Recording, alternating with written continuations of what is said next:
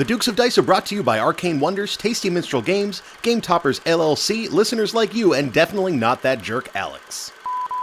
By listeners like you, and definitely not that jerk Alex who is no good at Baseball Highlights 2045. First mention, yeah, that just happened. Coming to you from the Duchy in the Duke City.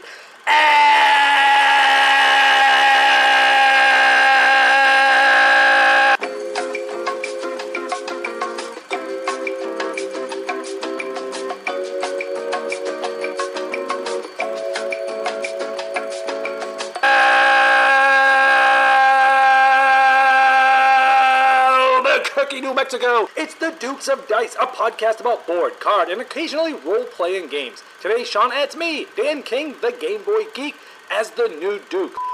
Today, Sean adds me, Suzanne Sheldon, as the new Duke. Today, Sean adds Lindsay as the new Duke. Today, Sean adds me, Jake Bock, as the new Duke. Coming to you from the Duchy in the Duke City, Albuquerque, New Mexico. Albuquerque, New Mexico. Albuquerque, New Mexico. It's date night. It's the Dukes of Dice, a podcast about board, card, and occasionally role-playing games. We review GMT's Combat Commander Europe. Then, in the Duke's Double Take, we'll look back at all the times Sean was let down by his former co-hosts. And finally, we'll discuss how good it feels for Sean to be rid of all that dead weight, and I'm really personally hoping he goes through what a Duke-a-wee really is and the roles and responsibilities of what Alex kind of used to maybe, well, never did. And now, the Dukes of Dice. And now, it's the Dukes of Dice.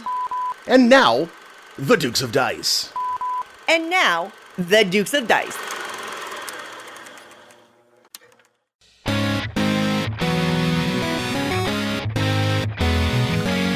Coming to you from the Duchy in the Duke City, Albuquerque, New Mexico, and the Gateway City, St. Louis, Missouri, it's the Dukes of Dice, a podcast about board, card, and occasionally role-playing games.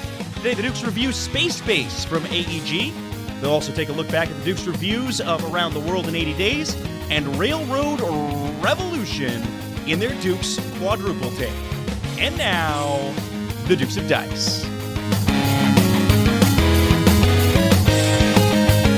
Hey everybody, welcome back to the podcast. This is Sean. And Alex. This is episode 175, All Your Base Are Belong to Us, which is, I think, a fantastic episode title from our buddy Eugene Chavez.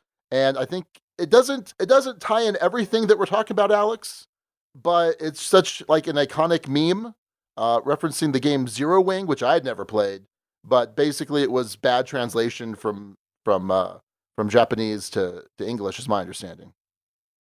Yeah, and for folks too young, I don't think there's much of a crowd of this, too young to remember. It was turned into a song. It was turned into all sorts of things. You Have No Chance to Survive, Make Your Time was another part of that. It was one of the earlier memes that I remember seeing on the internet. So good reference, and yeah, for anyone who's trying to figure out how we pick episode titles, there's no exact science to it. No, none whatsoever. In fact, there were a lot of, and by the way, of course, it's, I think, referencing our review game, Space Base, and there were a ton of Star Trek suggestions, and usually that's a good way to my heart. But for whatever reason, the meme won out, which really is the whole purpose of a meme. It's like a virus, right? That's what they're supposed to be like. They're supposed to propagate and multiply. So it's doing it. It's doing its job there, Alex. Yep. So if you want to see what that's all about, go on over to our Board Game Geek Guild number 2008, where every episode we get help ahead of time to name the episodes and to get some input on some of the games we're going to be discussing. We'll give you the rest of our runners-up for the naming top 6 at the end of the episode. So Alex, how you doing, buddy? Hey, let's start with how you're doing.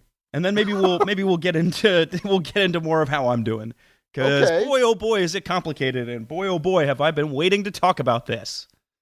So yeah, no, I'm good. I'm super busy, Alex. I am a super busy, important lawyer now that I've taken over the business. I think when we're recording last episode, I was due to take over on Tuesday, the following Tuesday. So I've had 9 business days, and boy, howdy, I have worked so much, both with caseload, administrative stuff. I had to skip game night this week because I had this huge trial on Thursday. Game night's Wednesday. I was at the office, Alex, till almost 1 o'clock prepping for trial. It was pretty crazy. And then we moved the recording because I couldn't get my final plays of Space Base in Wednesday. And I was in no position to record Thursday because a full day trial is pretty draining. Did you win? Well, you don't always win in family law because it was a divorce. And so there's 15 different issues, financial issues, whatever. And so you win some, you lose some. I would say it went very well. Okay. So yeah, it's been complicated for me, Sean. It's been pretty complicated these past couple weeks. Okay. Are you confused as to why it might have been complicated for me? No. Have you been on the guild? Oh, that. You're referring specifically to that. That thing. Okay. So for folks who didn't listen to our last episode, this section will be a little confusing. So if you want to go back to our last episode and just listen to the review section, that's probably the main context you'd need for this whole discussion. I figured I'd get out of the way and get it into. And I should say, I don't have a good plan for this, Sean. I was thinking about, like, what should I say in response to this, or how should I handle this? And I think I decided stream of consciousness was kind of the best route, aka not a plan, which tends to be how I approach things anyway. So for folks who weren't listening, we were supposed to review the Gaia project last week, and due to a series of unfortunate circumstances, I did not get my play in on time. Now, I made some errors in how I handled this. So I will start off with an apology, because I think that's important. Sean, I should not have ambushed you with that news. Okay, fair enough. My intent of doing it that way was to create a cool show moment, was to create something that would be potentially funny, or take something that is a bummer and spin it into something that could be potentially memorable. We've done 175 episodes by the end of this one, and I don't know about you, Sean, but there are certain moments you can pick out of past ones, but I'd be hard-pressed to pick out one moment from each one. So creating some interesting moments, I think, is important to me. You did do that. We did do that. I will give you that. And the bad part about it was I didn't give you a vote in that. And I can imagine being on the other side of that, being annoyed. And the calculus in my head was that moment was going to override it, and there was going to be enough, like, oh, that Alex or whatever would play into it. So my thought process wasn't, hey, I'm going to ambush and upset Sean and leave Sean hanging and whatever else. The anticipation was this was going to be something that would be memorable. And I guess I achieved that. What I didn't expect to achieve was upsetting about half of the guild, it looks like, based on comments. Or at least enough of a number to be significant. Yeah, I wasn't expecting that. It was a little jarring. I get some of it as a listener that you feel for Sean, because as we know from surveys that I asked that we do, most of you identify with Sean. And so in identifying with Sean, I can get that would come across as a slap across the face to you, especially if you're kind of putting yourself in his shoes. I don't know. Before I go too much further, Sean, how did you feel about all this in retrospect? Obviously, folks who were on the guild saw your post, saw your response to this and reaction to this, which was measured, but wasn't universally, oh, that Alex. It was parts, oh, that Alex, and parts, So where are you at with this? So in the moment, I was annoyed, and then I thought it was funny, and it reminded me of past episodes, like Food Chain Magnate and Arkwright, but we knew going into it that you didn't get a full play or the right play, but we had backup, right? We had Derek Davis and we had MaggieBot, right? So we knew there was going to be some backup, and that was kind of the plan. So in the moment, I was annoyed. Oh, that's kind of funny. And then after the fact, I was just like, oh, because like I was really curious to hear what you thought of this game after having played Terra Mystica so long ago, and having kind of mixed memories of that. And yeah, I think you nailed it. I think the big issue for me was not having a vote in how we were going to resolve it. And I said on the guild basically, like, I kind of understand your thought process because I don't know exactly what we would have done. Because I wouldn't have wanted to delay the episode because we've had a lot of delays and hiatuses recently. And by virtue of when we were recording, there was no time left to really do that. I mean, if I had to scramble for something, it probably would have been finish the recording, grab somebody from Empire and do a quick review that afternoon, and then I would have, finished this whole process of the new recording, the edit, and late Sunday night. So yeah, there were no good options. Well, especially because it was Sunday already at that point. Right. There were no good options. But I will usually make do with the situation that's presented itself to me. So real quick, let's take another peek behind a second curtain. 3 episodes ago, I think, I forget which episode it was exactly, but several episodes ago, my recording disappeared. It just flat out, the file just disappeared.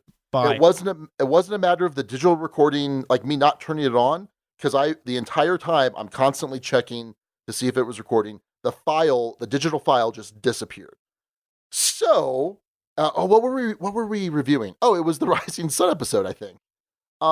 So rather than have us re-record the whole thing, because there were some interesting like moments that we would not have recreated in the recording during the discussion topic. Yeah, and right. Oh, it was the Mount Rushmore, and knowing how much you already hated Rising Sun, and knowing how annoyed you would have been throughout the whole process, I decided that I was simply going to edit your part down, and then I was going to recreate my entire portion of the show.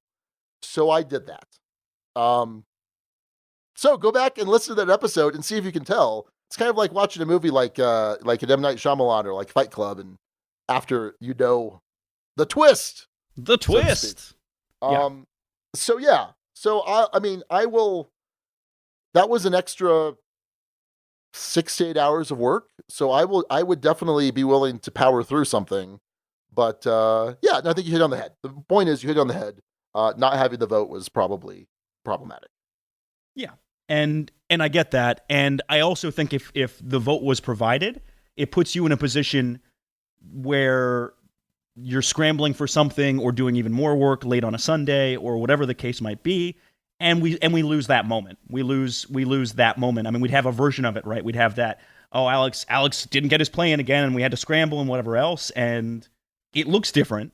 I don't know if it's quite as raw or whatever else it is.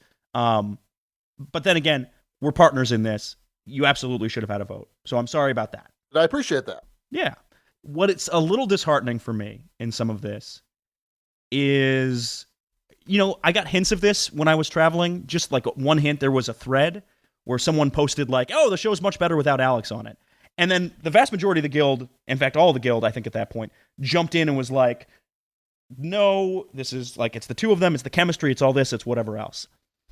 This is the first moment I've seen on the guild where it hasn't been that. And understandably so, I think, but it was a lot of flakiness is an inherent element of Alex's personality. Alex doesn't care about the show, just to paraphrase some of the comments, or at least the feelings I got from the comments. And to be clear, I don't think any of those opinions are necessarily wrong. They're opinions. And it was hard reading them, and I responded in kind of a measured way. And I think the start of the show, the open of the show, is sort of, as Sean can attest, was my idea as a way to I don't know, bat it away humorously and kind of reference it and poke fun at it and be with it. And I don't know. It's kind of weird not feeling at home. It's almost like I'm home on the show, and there's something in the back of my mind that I can kind of feel the disdain almost in a weird way. And that's rough. That's rough because it's a community we've helped foster, and I know there's certainly been this character created, and there's definitely truth in Sean doing the bulk of the work. I think what folks don't see is there's a decent chunk of the work that I've picked up, especially as Sean's gotten busier, other responsibilities have come up. Yeah, absolutely. And the dedication's still there. Even as far away as we are, even with the kind of hectic schedules we have, the dedication to putting this on is there. And to have a chunk of the audience just immediately go to, some people got it, I guess, or got it from my side of things. Primarily people who've met me in person. The other side of it was, I'm losing my train of thought here, Sean. Help me out, buddy. Oh, I got nothing. No, I'm okay. Great. No, well, yeah, I think that there were people people that saw it for what it was. On one hand, this is well, I don't think it's fair to say that this is just a hobby for us. Certainly it's not a job, but there is a financial component, right? There are advertisers, there are Patreon supporters. But yeah, I think there were definitely people on both sides, but I see what you're saying, that there weren't as many jumping to your defense as there have been in the past. And I'm not saying there necessarily should have been, but it has had me question things, either in how I'm presenting myself on the show. Yeah, it's that. It's how I'm presenting myself on the show. Questioning whether it's the best idea to present myself. But part of it is I try to present myself authentically as best I can. Mm-hmm. But authentically, and it's a show at the end of the day. So I find myself conflicted, and I think hurt is fair, but I don't think anyone was necessarily out of line. I think it was a natural result of taking a risk in that situation that ultimately backfired in a lot of ways. So I get it, and my headspace is kind of in the this is rough, because what folks also don't necessarily always see is I'm in a new city, still relatively new, in a profession that I did not do prior to this. Still trying to find my way.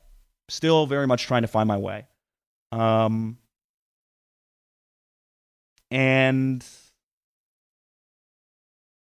I don't have anything else on that other than it's a weird place to be in. So, and one of the things, because I think it almost sounds like an excuse, but I can totally see this from your perspective.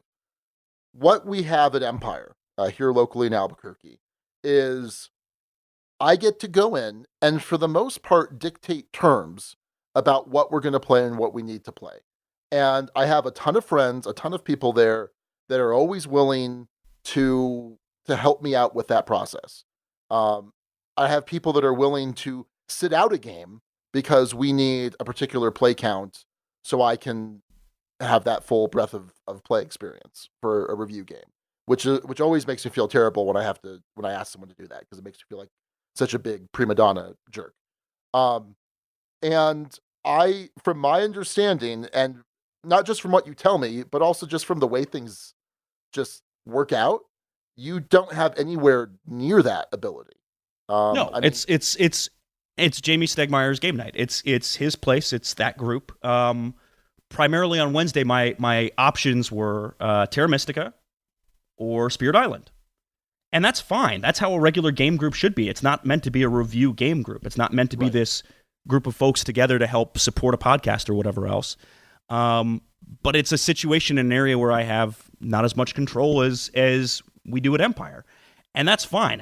It's not something I necessarily should have. But it does make this kind of thing a lot trickier. And so some of that might be me needing to adjust and figure things out. And yeah, I mean, I love that group. I love all those people. And at the end of the day, if I want to continue with the show, I have to figure out a situation that's going to allow me to get those plays in. So in any case, yeah, it's been hard. And what was ironic was Gaia Project was a game I expected that group, like, that would be no problem with, because I'd seen it out on the table so many times and there were so many copies floating around and so much love for that game. I thought absolutely no issue. I wasn't even thinking that could possibly be a hang up or a problem. And it happened. It played out the way it played out.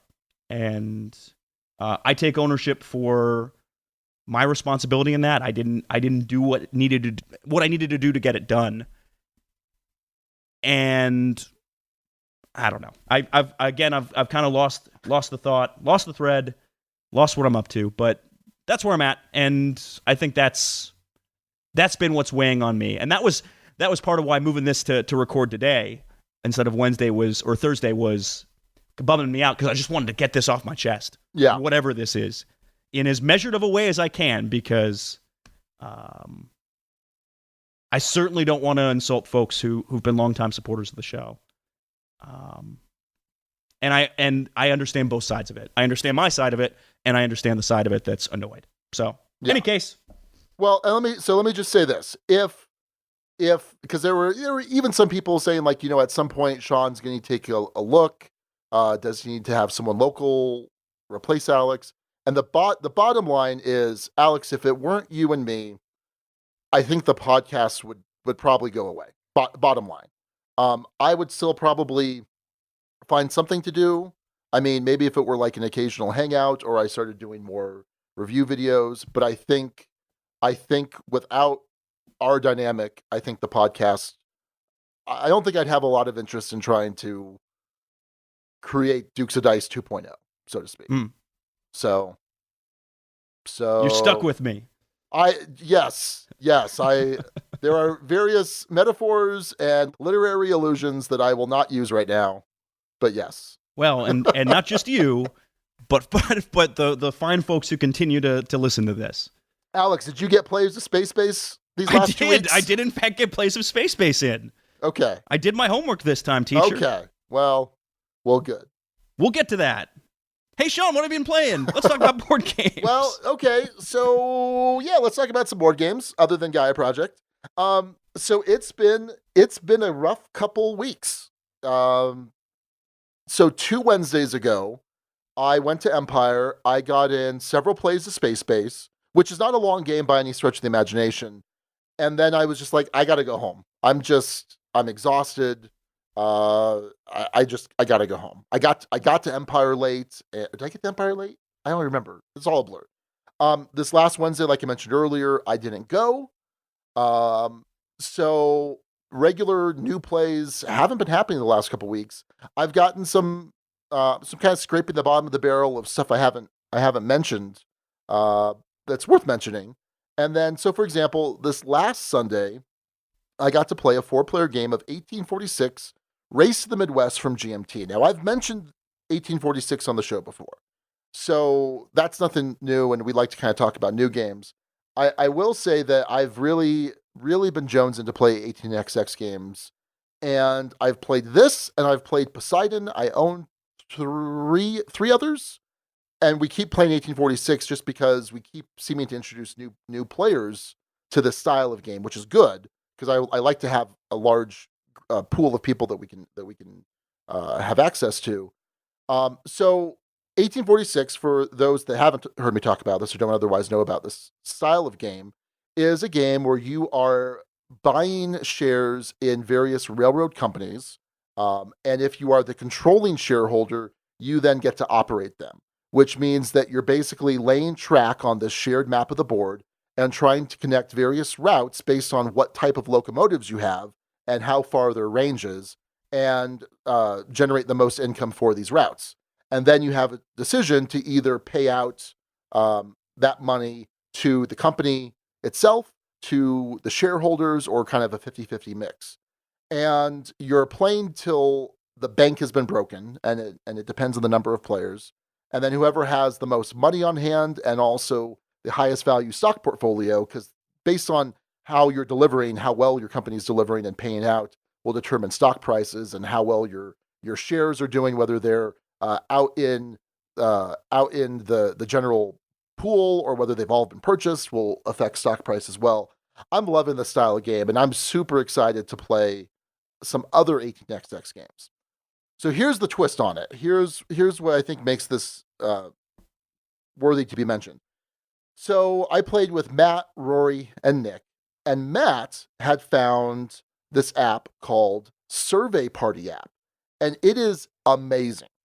It is an app that basically has almost all of the 18xx games loaded onto it. It has the maps. You're able to put in which hexes you're placing on the map. You're able to say who owns what shares of what companies. And what it's able to do is it's able to calculate the highest paying route based on what's laid out, what locomotives you have, and where your company is located on the map.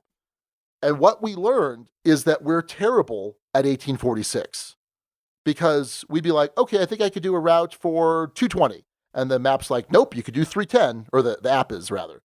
And eventually it was kind of just like we were using it to see how close we could get. And eventually we're just like, no, forget it. Let's just, what does it tell us? Let's all just be on the same footing.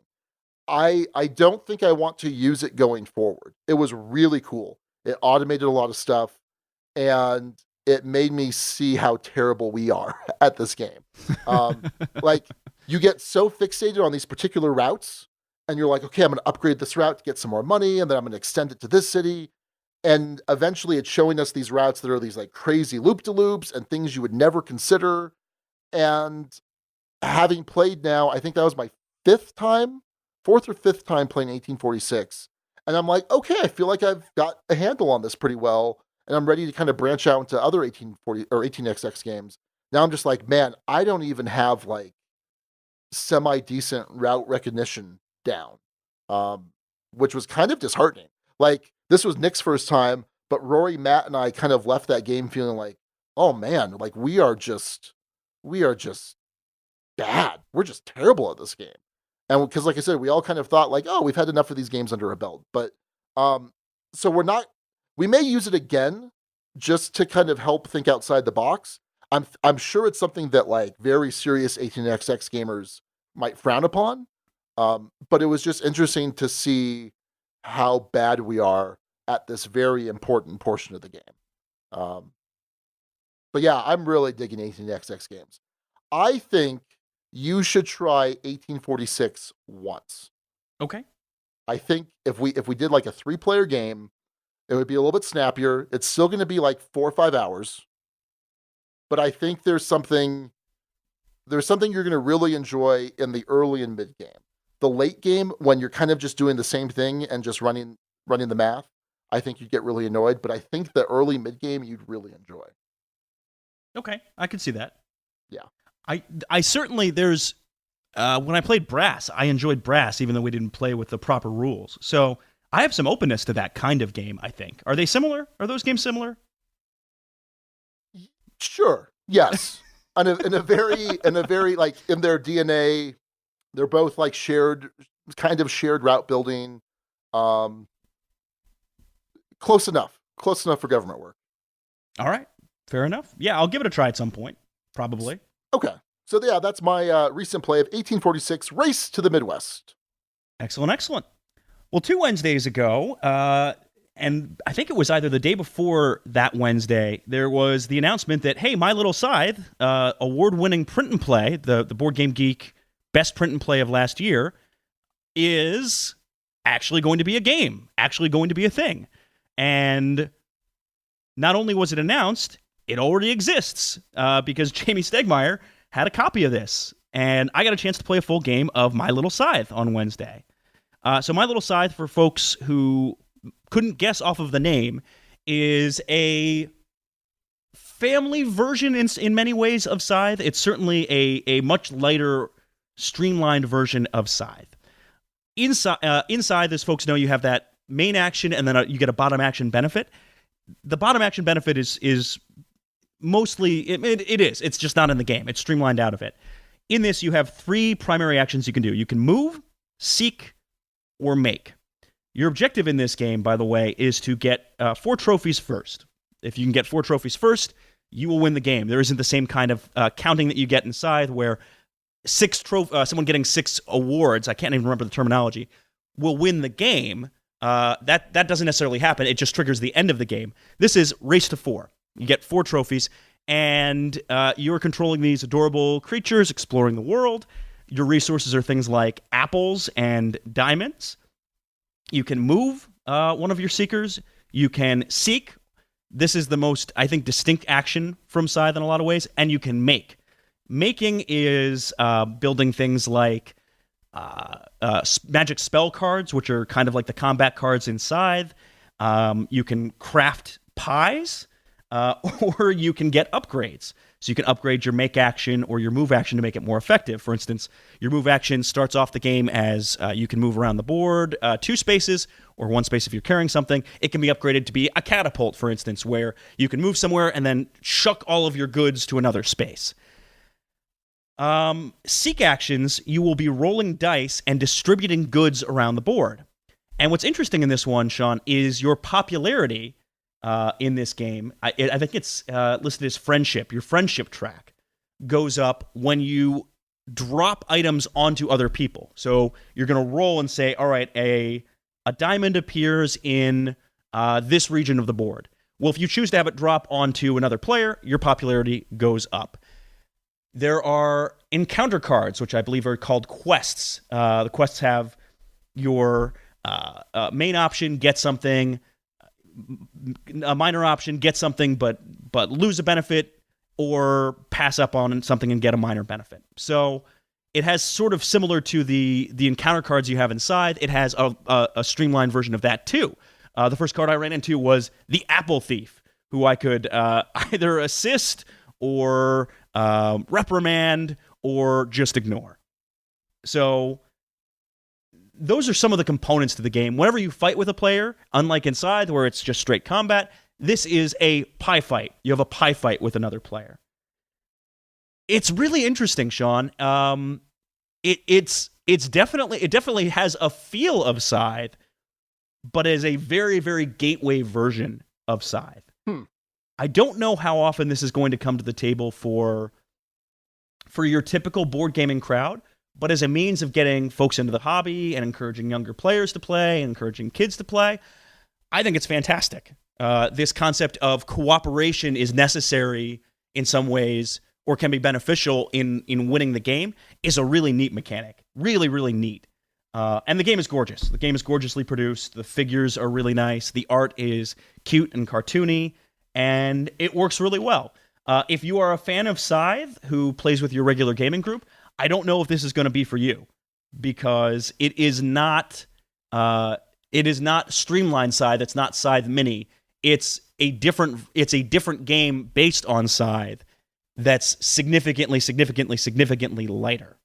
But I found myself delighted by it, Sean. I found myself delighted by My Little Scythe, and I think this could be a perfect Chewy game in a couple years. In a couple years, yeah. No, it looks really interesting. I remember when the prototype came out and was, blowing up all over BGG. At the time, it was heavily drawing off My Little Pony, right? The Friendship is Magic. And this is not using that license in any way, shape, or form. Although it still looks to be inspired by it. What with the apples and the pies and the teamwork, because friendship is magic, Alex. Hey, lawyer guy. Yeah. Inspired by, but legally distinct from. Legally correct? distinct from. Yes. Yes, Yep. indeed. Yeah.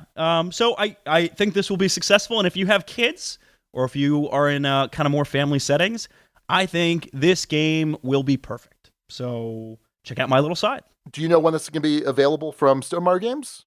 Retail release August 17th. So in time for Gen Con. Cool. Yeah. Cool. All right. Well, I'm going to talk about an older game. A game from 1970, Alex. Games were invented then? I didn't know they had games. Was everything in black and white? No, it was not in black and white. It was in full color, Alex. So this is called Paydirt, all one word, not to be confused with the two-word Paydirt game from the former Crash games. So Paydirt was also known by data-driven football. Sports Illustrated got their hand on it at one point as well. This was designed by David S. Neft and Dr. Thomas Nicely, Dr. Alex. And the idea here is that you are simulating a football game, right down to the tracking of how long a particular play is taking, whether it's taking 10 seconds or 40 seconds or whatever. And so this is nothing like, say, Baseball Highlights 2045, first mentioned. Yes, nailed it. Oh. In that Baseball Highlights is an abstracted look at the entirety of a game, right? It's not super detailed in that respect. It's not a true simulation. This is a true simulation. I swear I haven't talked about this on the show. For listeners, if this sounds familiar and I have talked about it, I apologize. I couldn't find any note that I've talked about it, but I know you and I have talked about it. Feel free to trash him on the guild. Because I think you will like this a lot. I walked in to Empire, and Chris had this out, our buddy Chris, and he always comes up with stuff like this. And he's like, "Oh, you want to try this?" And I'm just like, not really, Chris. That's what I'm thinking, right? But I'm just like, sure. And it was awesome. It was super cool. I only got to play a half. But we're talking about possibly doing some kind of tournament with this, or I don't know. So here's the idea. The idea is that you have a double-sided stat sheet for a team, for an NFL team, an actual NFL team, and you can have all different teams from different seasons, right? Because it's that detailed. And what you're doing is you're taking turns being offense, defense. It is football. It is strictly American football. And so what I will do when I'm on offense is I will pick a type of play, whether it's like a quick pass or a type of run play or a bomb or whatever, and I pick that type of play. Simultaneously and secretly, these are all secret, the defense will pick a defensive formation, what type of defense they're trying to prevent, basically. And based on that, we're cross-referencing things on these charts, and then I'm rolling these two dice, which give me a certain result, and it's going to tell me how many yards I gain, or it's going to be yards gained minus some of the defense's preventative yards, or it might just be an absolute, I gain this many yards, or it might be I throw an interception, or if it's a certain type of run play that there's a breakthrough, which might give me more yards. It was crazy. Like it looked like this old game that should have been stale, and just modern gaming has moved by it.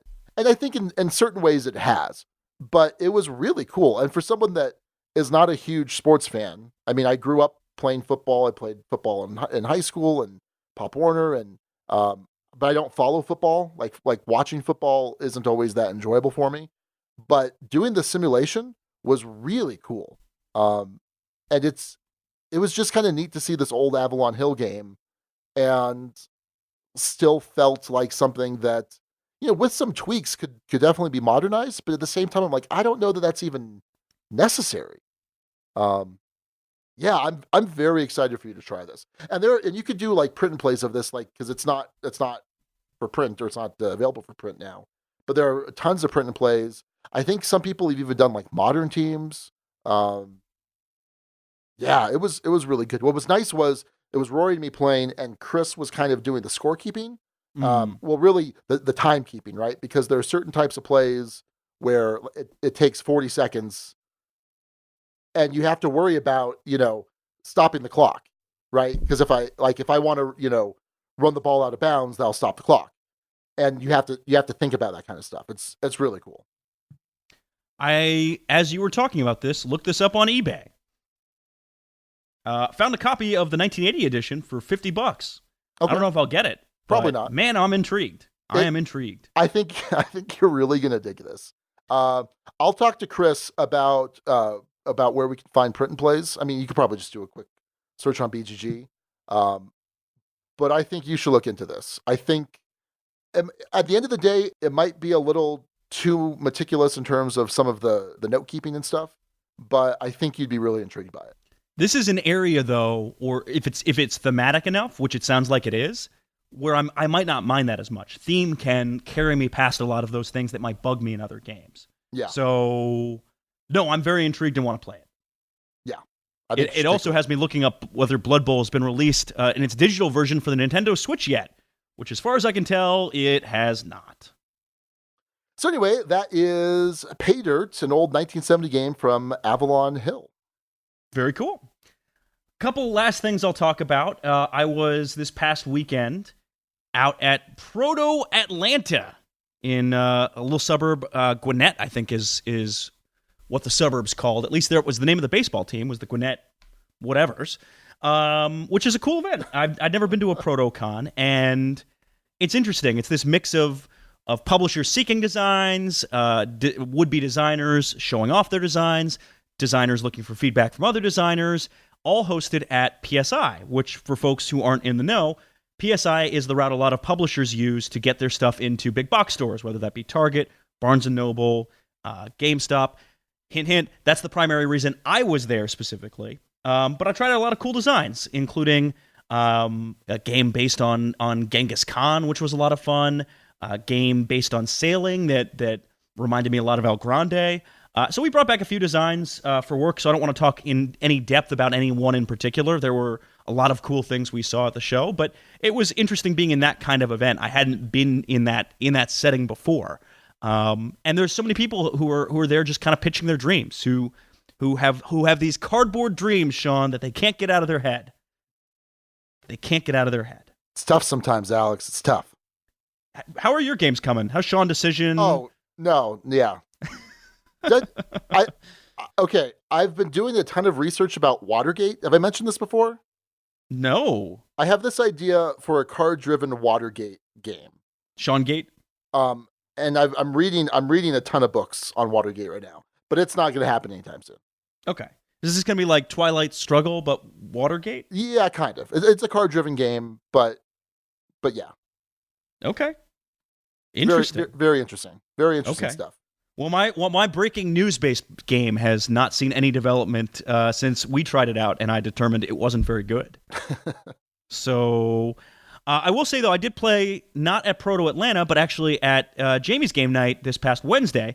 Remember I mentioned that I had options of, what was it, Terra Mystica or Spirit Island.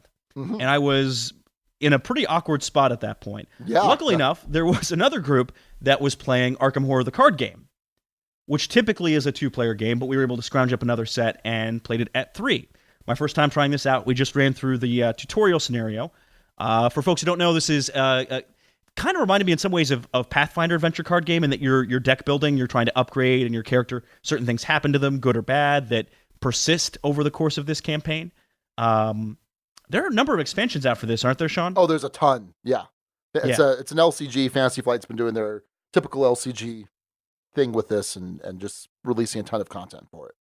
Yeah. I played as an ex-con whose name isn't this, but was similar enough to this Spuds McKenzie. It wasn't actually Spuds McKenzie, but it was something like that. Do you know who I'm talking about? Yeah, I know who you're talking about. Okay, I played as that character. Yeah. We just ran through the intro kind of tutorial scenario, enough to get a flavor of the game. It felt certainly, and I don't know if the tutorial is meant to be easy, man, oh man, did we have a lot of successes. The unique system in this game is there's a bag of these little discs that you draw, or cardboard chits you draw, and they will have certain effects on skill checks. So it might be, you draw this one, you instantly fail, or you draw this one, depending on the scenario, it means if there's ghouls in the room, you get a certain negative modifier to the skill check, or you might get something that triggers your board ability. For my character, that was +2, and you got resources, which you could then burn for additional actions. And it's an exploratory game, much like your typical Arkham Horrors or Mansions of Madness or that. It has an element of story to it, and I liked it well enough. I don't know who I would play this with 2-player on a regular basis in a campaign setting. It certainly didn't hook me enough to want to pick this up. Story-wise, at least for this one, I wasn't as hooked on it as I was on Mansions of Madness, which was really an immersive experience and pretty cool. This one had some interesting elements to it, and I can see the appeal. it didn't hook me like Pathfinder did. But part of the reason Pathfinder hooked me, Sean, was because we had a regular group of the two of us just jamming through the campaign, 4 characters. Yeah. Yep. Back in the day. Oh, the good old days. Anyway. Well, Arkham Horror, the card game, I think is excellent. I haven't had much opportunity to play a lot of the new stuff. And I think what you would see if you continue to play, Alex, is that within a particular campaign, the scenarios are linked. And so, yeah, what you played was very much just kind of like, here's an introduction to the mechanics, and this is how your particular investigator is learning about this world of the occult.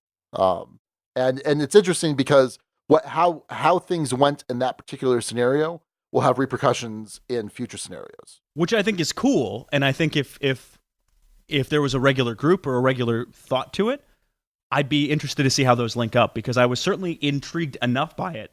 But given how much else is on the plate, I don't know if it'll actually happen. And I think the hard part for you is there is an element of constructing your deck ahead of time, which is not something you're crazy about. Oh, man. Yeah. I was okay. We had some element of that, I think, with Pathfinder, the adventure card game, too, though. Yeah, but I would say that's... I would say Pathfinder is more like a traditional deck building game in that you're gaining stuff throughout the course of the game more frequently than you are in Arkham Horror. And then at the end of a game, you're deciding what to keep and what to not keep based on the number of slots of particular card types. In Arkham Horror, it's a much bigger pool of cards that you have access to initially. Yeah, makes sense. So there's more upfront deck construction and fewer acquisition of things during most scenarios. Wait, what's that? What's that sound? Oh no, it's Time Cop Duke Alex! It's Time Cop Duke Alex, back for the first time in a very long time, because we are well past 45 minutes into this show and we haven't even gotten to news yet, Sean. Yep. Man, this is going to be a long episode. Well, good thing there's no discussion topic. Hooray! Well, we kind of had it up front. All right, let's go over to the news desk.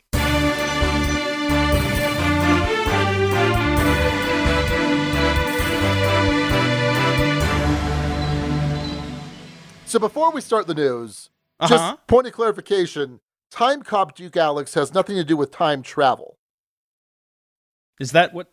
Well, the movie Time Cop with Jean-Claude Van Damme. Oh, yeah. He was a time-traveling cop, hence the Time Cop. He wasn't just like, okay, people, you're taking too long to cross the street. Move along now. Can I tell you something really dumb? Yes. The whole reason I made robot noises was because I had RoboCop in my head. Wow. Okay. Yeah. I was like, what is? Yep. So after the fact, I thought maybe it's like some sort of time travel module, like opening up. It was a robot. Yeah. Okay. Well, yep. I've seen RoboCop. I've not seen Time Cop. Okay. You're good. You're good not seeing Time Cop. Don't worry about it. Okay. Good. Thank you. Yeah. I think I listened to the How Did This Get Made episode on it. In any case, hey, let's talk about news. You ready to talk about news? Let's do it. All right. I'm going to start off with the big one, even though it's out of order in the show notes and might annoy Sean. Asmodee may be up for sale. This came out via a Reuters story, which basically says that there is that the company has hired a private equity firm to get investment bankers to run a sale process and get things rolling. Sean, when you saw this, what was your reaction? I was like, so that's their end game. Which, I mean, because here's the thing, right? You have all these individual studios within Asmodee, all of these other companies that Asmodee has acquired, and I think you have, running this whole process, people who do care about board games, but ultimately this is something that is controlled by investors, and investors don't really care about board games. They just want to make some money, Alex. They want to get paid. Get that paper. Chase that paper. Right? Yeah. So, yeah, it's almost like Asmodee has been gobbling up all of this stuff to make itself more lucrative well, obviously to make money as they're operating, but then to be a nice plump goose that some other bigger company could snatch up and make some serious cash, Alex. And it looks like that was kind of, I would imagine that was kind of the end goal. That was kind of the strategic thought, or maybe they're just saying, hey, at this point, I don't know. But right now, they're valuing the company at about 1.5 billion euros, or about 1.7 billion USD. That's a lot of money, Alex. That's a big chunk of change. And let me clarify that Eurozeo is actually the company that owns Asmodee, who's hired the investment bankers. I think I misspoke earlier. In any case, that is a big chunk of change. I don't know ultimately. I think it depends on who the sale is to, if it happens at all. And by the way, per the story, Eurozeo declined to comment. Asmodee didn't respond to a request for comment. So they're not saying anything, but that would not be unexpected in this kind of a situation. I think it's sort of a wait-and-see approach, right? We have to see who the buyer is and what the intent might be to know what this means necessarily in the hobby, but it's worth keeping an eye on just because of how many fingers Asmodee has how many pies Asmodee has its fingers in. Wow. So to kind of provide some context here, when Eurozeo initially acquired Asmodee in 2013, it was a 143 million euro deal. If the company is worth 10 times that amount now, that's some pretty good work for a 5-year period. Yeah, although I don't know how much they had to spend to get them up to that size. Well, sure. So, in any event, that's what's going on with Asmodee.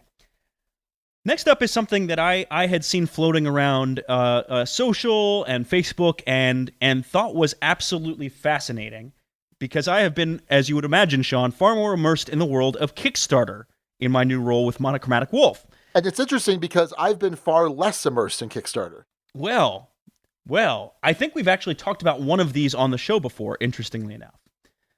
So there's this company, Space Goat Productions. They make graphic novels, comics, and they are also trying to get into the board game space, primarily via IPs.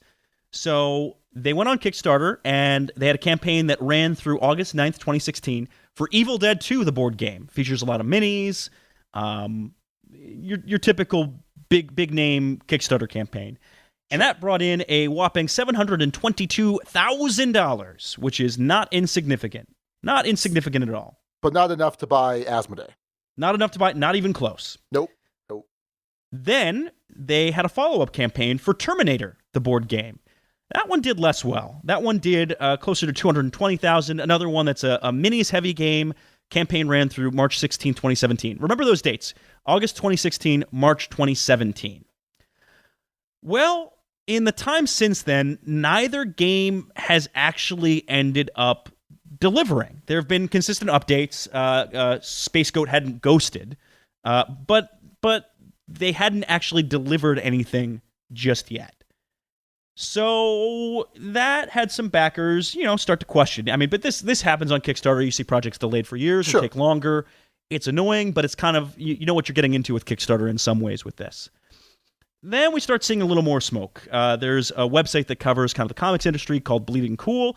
They released a report in late November citing a former employee at Space Goat who was upset about abusive behavior towards employees and perceived sexism. The owner of that company, Sean Burry, apologized for that, said that he was going to enroll in counseling and anger management. And then things had been relatively quiet since then, more consistent updates on the game, but no actual delivery of these games. Then on April 30th, in a backer-only update, which a friend of mine had posted on Facebook, I don't remember who, but had copied the letter and posted it, they announced that they were very excited to be launching a crowdfunding equity campaign on the site WeFunder. Sean, have you heard of crowdfunding equity campaigns before? Yeah. Didn't TMG do one themselves? I believe they did. Yeah. So it's a route that you see some companies use to raise capital to help produce games and keep things going. It's not an unusual route to see. What had backers upset was, you're asking us to invest in a company that has yet to deliver on a project that we have spread across 2 projects, delivered you almost $1 million, and you haven't shown you can deliver a game, and now you're asking for more money, in part to deliver the games. And here's how we know it's in part to deliver the games. Well, it's kind of said on the site. On the page, it mentions, hey, we bring fan favorites to market through Kickstarter. These funds have both helped us create and manufacture, as well as given us a built-in group of dedicated fans already excited about our next projects. In the FAQ, if you read, though, what will you do with the money? Well, some of it's needed to get the 2 big games we've already kickstarted off to backers. That's from Sean Burry, the company's founder and owner, as well as retailers. As you can imagine, big and heavy games also come with a big and heavy shipping price tag. They certainly do. They certainly do. But, Sean, you are shaking your head pretty vigorously here. Some people's kids, Alex. Some people's kids. Yeah. So they've raised $3,800 on that so far since it was launched in late April. That should be enough to get everything shipped, right? Yeah, oh boy. So as you can imagine, if you read the comments section on either of these campaigns, the backers not so thrilled. That whole community referenced of loyal fan base, dedicated fans, excited about next projects. I would not count on that. I would not bank on that so much, because there's a lot of angry folks. What's interesting to me is I don't know how they thought this was going to necessarily work in this context. Certainly you have thousands of folks who are expecting a game who didn't receive it. I don't think they're just going to be quiet about that necessarily. So I don't know. It's an interesting route, and it's one I hadn't heard of before. So to your knowledge, I don't know how much you've read into the comments and the updates. What is it that they have to show for these games at this point? The final production copies are not done, presumably. I don't think they're just sitting in a warehouse. So from reading through some updates, it looks like they have the mini models ready to go. It looks like they're updating folks on boards. Let me pull up the most recent update here. And while you're doing that, I think I'm curious. Miniatures, when you have a game with good miniatures, it's going to do well on Kickstarter. Absolutely. Well, within reason, right? Not necessarily all the time, but a lot of these big campaigns with really cool miniatures can do well. But making miniatures, going through that whole process, is an expensive proposition. And it's gotten cheaper, right? With a lot of the the digital design of miniatures, like that process has gotten a little bit cheaper, but it's still an expensive proposition. My experience is at least a decade old at this point. But I wouldn't even imagine. It just seems crazy to me to think that you can just jump in and think that, oh yeah, this is going to be fine. I'll have this whole process taken care of, when really it could be a real budget concern where things can just spiral out of control if you don't have the right experience to create these miniatures. Oh yeah. I think folks can get a little deceived by seeing a project that's raised 6 figures. Anytime you see 6 figures, I think that automatically for folks is like, oh, that's a ton of money. The molds alone for these kind of minis, from learning a little bit more about manufacturing, because for instance, for one of our Kickstarter games that has already had its campaign go through, we have a mini on that one. We actually have 2 minis. And there was a stretch goal to have 4 unique molds of that mini. Ooh. And we didn't hit it. Folks were hoping for it, and it just didn't quite happen. Each of those molds is, I think, $3,500 or $4,000 a pop by itself. And then the plastic the design, all of that, those costs add up fast. And when you consider on, say, a $100K campaign, or let's say it just raised $100,000, that's 4% of what you've raised just for one mini mold, one mini mold right there. So good luck. And these games, I didn't count the number of molds that they were pitching. It's a good chunk. I'd say probably at least 10, 12, maybe even more. And so even when you've raised $722,000, that should be enough to make this kind of thing. But it's certainly easy to get into cost overruns. Speaking to kind of where they've been updating folks, on the Terminator project, their most recent update talked about finalizing things with the board and still working on that, and then showed off mini scale and those kinds of things. For the Evil Dead 2 one, they have shown the completed back of the box was the most recent update in late April. So they've been providing little chunks of details and, hey, check this out and whatever else, and kind of trying to show steps that this is in process and is going to happen. But then when you get that update along the lines of, hey, we need crowdfunding equity money to actually deliver on these projects, that's not going to inspire backer confidence so much. And Yeah. I think as a reminder to folks that when you order off of Kickstarter, it is not strictly a pre-order system. It is not a guarantee you are going to get anything. Be careful. Buyer beware, because this kind of thing can happen. I thought the whole thing was an interesting drama to see play out from a distance. I hadn't seen that tactic used before, and I don't know, any company that would look to do that in the future would be hard pressed to think that's going to be particularly effective in this case. We shall see, but man, oh man, just nasty and a little bit rough. Have you had Kickstarter projects that you've backed that haven't delivered, Sean? Yeah, I'm actually looking right now. There was one, it's called Era, a 30-minute civilization card game, and I backed this in October of 2014, Alex. And I last probably looked into this about a year ago, and people were pissed. And I'm annoyed. I am very happy that my pledge was only $22. There were a lot of add-ons and expansions. I'm like, well, let me just see if the base game is any good first. And so I'm very happy that I did not back this at a higher amount. Yeah. Now I'm curious. Now I'm looking. And I think the big key to this, if there is one, is if possible, and this isn't a hard and fast rule, but if a company has a track record of delivering projects, that's usually a safer bet. It's certainly easy enough to launch a project that I wouldn't say ignore first-time creators, because there's a lot of cool stuff from first-time creators, but just know that the risks are potentially going to be pretty high. So yeah. Oh, but by the way, last update from this Era was November 25th, 2017. Okay.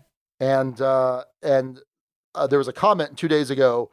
Should we be honoring this Kickstarter by posting it to a particular Reddit thread called Kickstarters? That was meant to imply that there was some vulgarity. Yeah. Got it. Hey, fantastic. What did they say in November 2017? Oh, it's coming. It's on the way. We got it. Or is it our bad, not happening? Just wanted to mention that I hit several unavoidable delays since our last update. I was busy packing and moving to a new location, as well as prepping for a very important business trip. This combination took up nearly every spare moment I had in the last 30 to 45 days. Prior to that, I had spent several weeks doing an emergency review of the decks. 100 plus play tests. Did you hear that? 100 plus play tests. Some decks more than others, since any publisher I request help from is going to insist that the game's polish and finish be perfect. The game can no longer be quote-unquote good enough. It has to be excellent.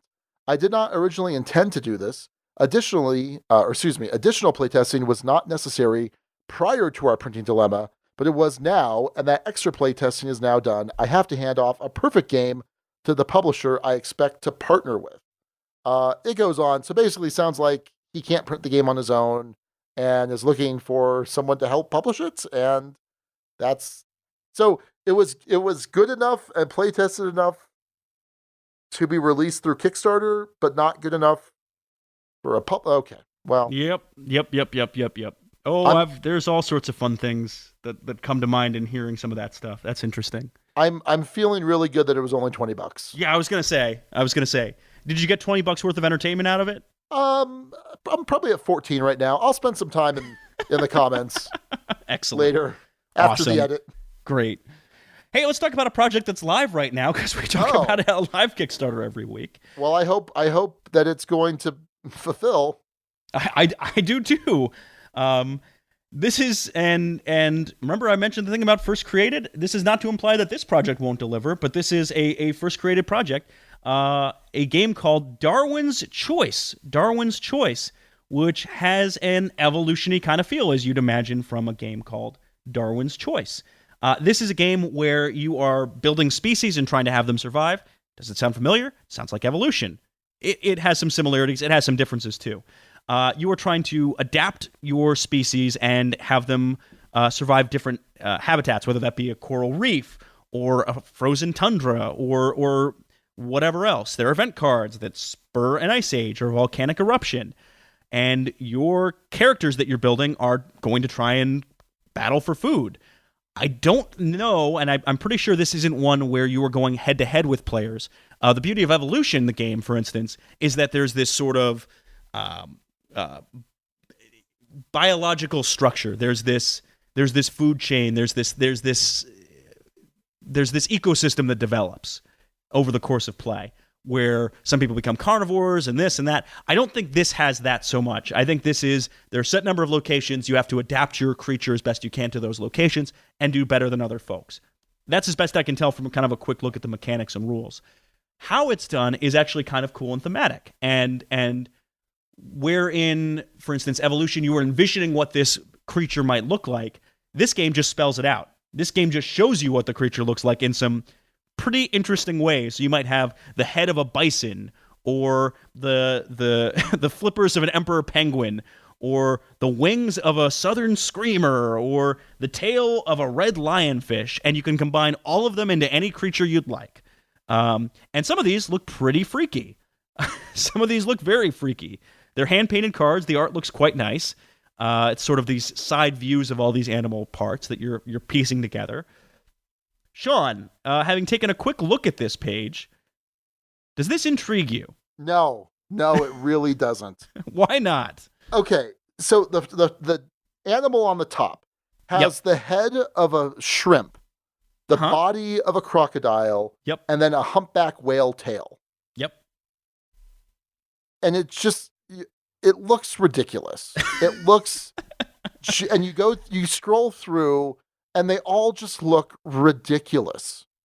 Just absolutely ridiculous. That's not how evolution works. It's just you're creating these freaks like the island of Dr. Moreau, and it's like what's beautiful about evolution is you're combining traits. Right. Like evolutionary traits, and it's so cool and it's so elegant, and yeah, it'll show you specific types of animals, but you're not creating these horrible monkey bear iguanas. Like you're not a fan of the shrimpadile, the humpback shrimpadile? No, the humpback shrimpadile. No, it's you get points for creativity. I think it's a good idea. I think that if this game had come out before Evolution from North Star Games, you wouldn't have that quick comparison to make, where Evolution does it in a way that's very, in my mind, much more thematic, right? Yeah. This isn't, Darwin's not doing this. Not that, and apparently Darwin is the guiding force of evolution or something now. I don't know. The patron saint, if you will. Sure. And if you scroll down on this page, Sean, you'll see a head of a shark, body of a Galapagos tortoise, tail of a kangaroo, chameleon front legs, and emperor penguin back legs. That thing looks ready to party. I like the idea that there's kind of a spatial component. Evolution doesn't quite have that. It kind of does when you have different watering holes that you could access food from. But it just seems like this is a subpar evolution. It has some similar ideas. It's going to achieve those in different ways. They're different mechanics. But evolution is, really and truly is just such a great game and does such a great job of capturing this idea of these evolutionary traits, of you having to respond, like you're creating this ecosystem, right? You have to respond to what other players are doing. This looks terrible. I what? I have no patience for this. You're horrified. I am horrified by this. Like, It's a cool idea, but it's just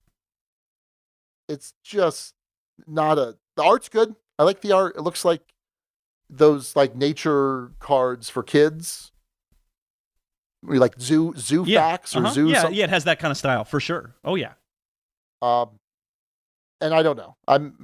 Maybe I'm just grumpy. I'm being unfair, but they have a narwhal and a Japanese macaque.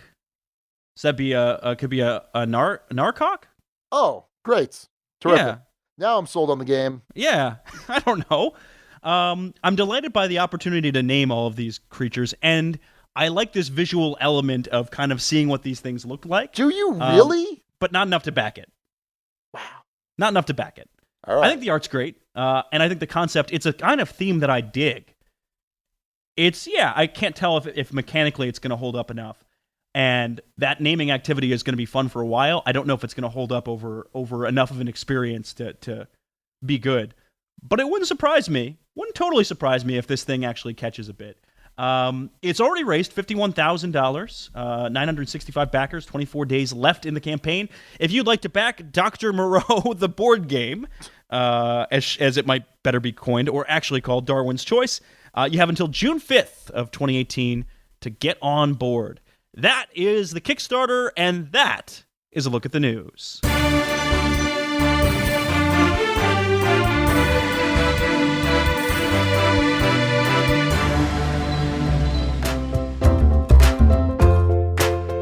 2018 is the 10th anniversary for Tasty Minstrel Games, and they're celebrating with a 10th anniversary extravaganza, which includes reprints, special editions, and a whole lot more. Earlier this month, they had the Homesteaders 10th anniversary edition on Kickstarter. They made the decision not to deluxify this game so that it could be available at retail, so be sure to keep an eye out for that. TMG is also hard at work putting together a new edition of the second game that launched the company, Terra Prime. Terra Prime will now be set in the very successful Eminent Domain universe as a prequel to Eminent Domain called Eminent Domain Origins. Keep an eye out for more details about this and what else they have on the horizon for their 10th anniversary extravaganza. You can learn more from the TMG podcast hosted by Lance the Undead Viking, and you can check out what else they have in store this year, along with information about all their other amazing titles over at playtmg.com.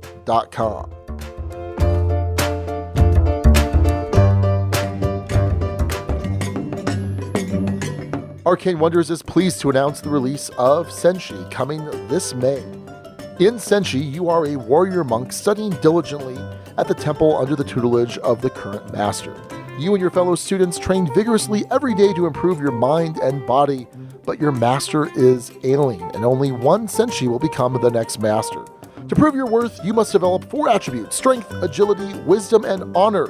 A true master must be strong in all of these, and weak in none. Senshi is designed by Dan Manfredi. It's a strategy game for 2 to 4 players that takes about 15 minutes to play. You'll carefully manipulate stacks of tiles that represent those 4 attributes: the strength, agility, wisdom, and honor. You'll compete in a battle of wits to become the next master of your temple. You can learn more about Senshi and Arcane Wonders, other amazing titles at arcanewonders.com.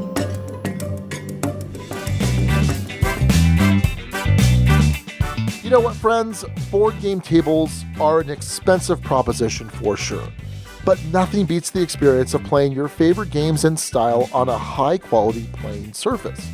Now, thanks to our buddy Berkey and Game Toppers, you can turn your own kitchen or dining room table into a premium, portable game solution with all the features of a high-end gaming table, but, and this is important, at a fraction of the cost.